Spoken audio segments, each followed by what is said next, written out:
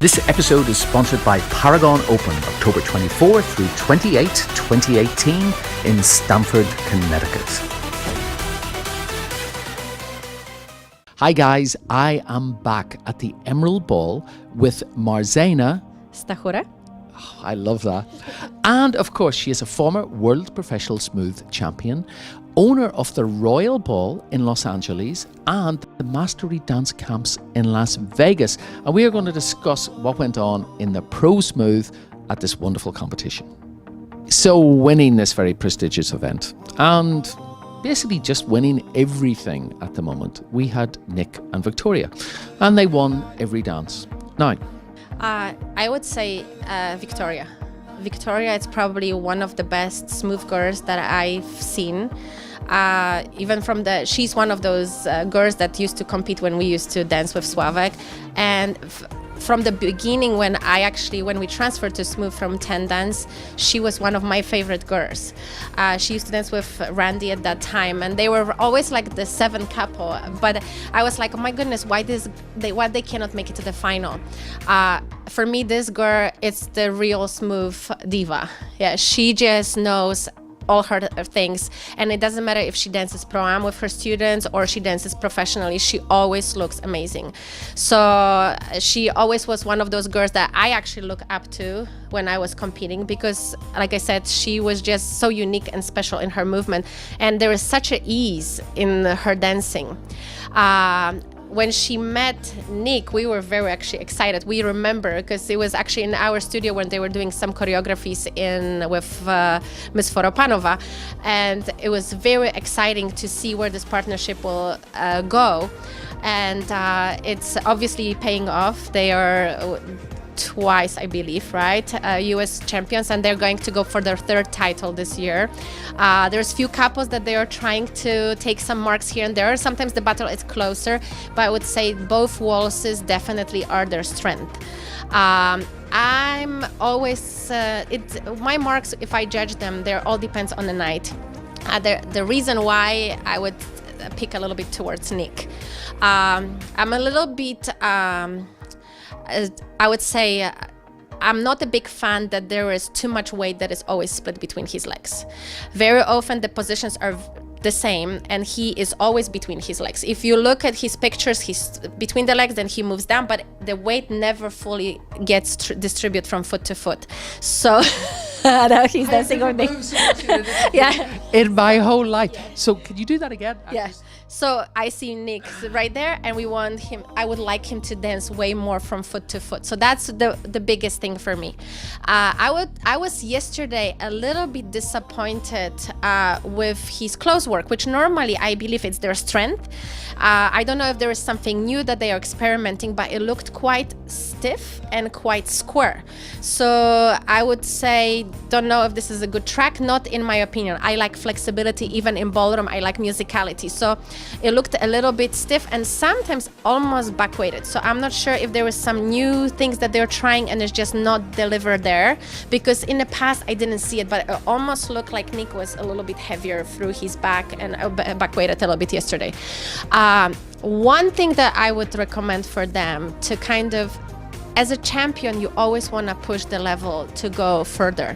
And even that they're winning right now constantly, I'm not really driven to watch and be excited when I see them. So even like, for example, Max and Tanya didn't dance yesterday. They have that no fear to push something to make it different every round. And I would say you can't stay comfortable. Because when you're in that comfortable stage and you just do the same thing over and over, we stop improving and pushing the style to be better. And obviously, they're pleasing enough judges to continuously win, but I would like them to push this style further.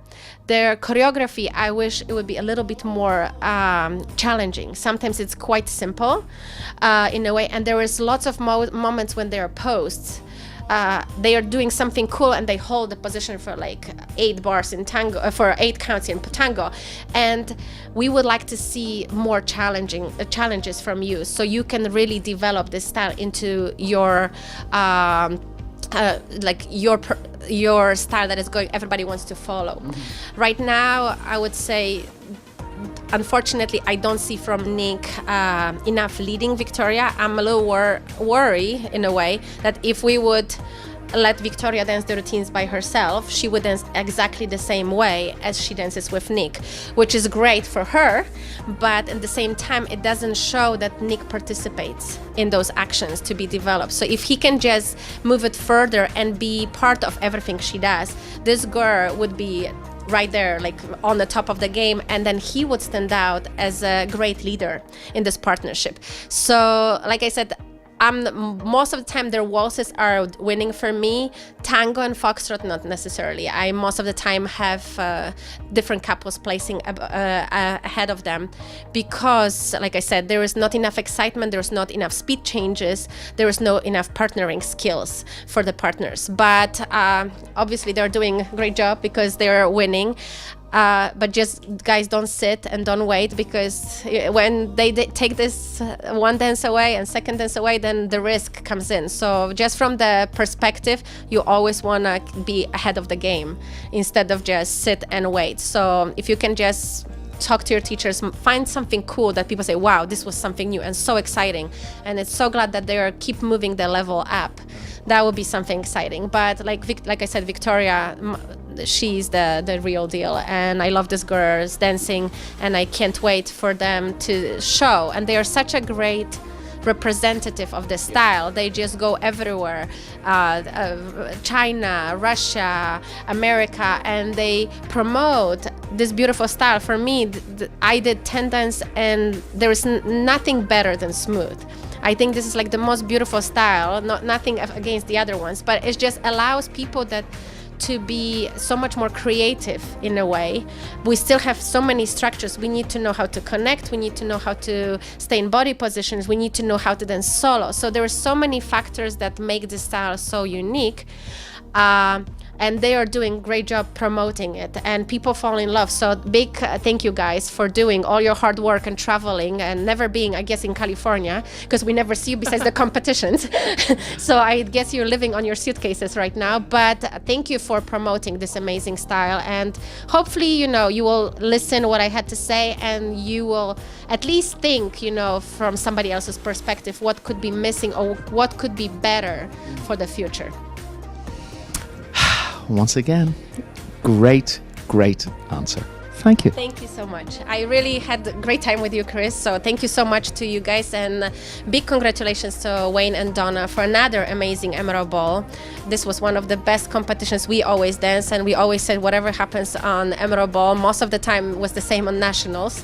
So this was like a mini Nationals for us. So whoever did a great result and you're happy with it, just keep working hard. If you didn't, then go back to the practice and put your time and effort. Nothing happens for free.